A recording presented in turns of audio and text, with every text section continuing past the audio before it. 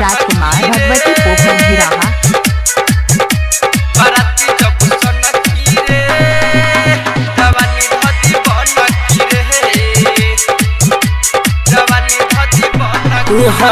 बाराती जब सना की रे जवानी धदी बना की रे जवानी धदी बना की रे बाराती जब सना की रे जवानी धदी बना की रे जवानी धदी बना की रे आइल बारे नाचे उमर बारे काचे दाब दे मैं ऊपर चढ़ के रे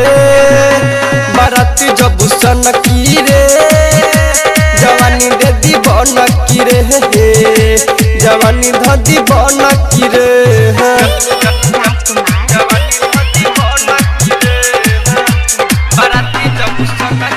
भगवती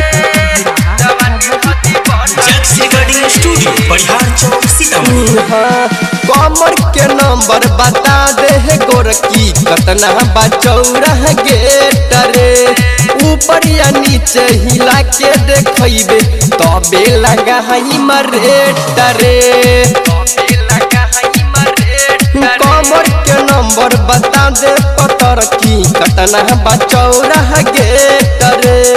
ऊपर या नीचे हिला के देखइबे तबे लगाई मरेट रे तोहर दुनु लगे हीरा हमर बटकिला हई पूरा पैसा झूला में ले जाई हे रे बाराती जब सना की रे जवानी धदी बना की रे जवानी धदी बना की रे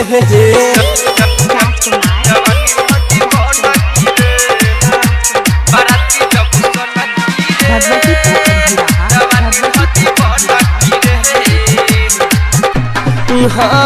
कमलेश्वराई तर छुई सलेंसर सटोए जानतनी पजरा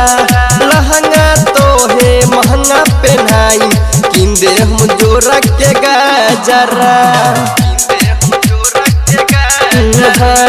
मोनी ससीना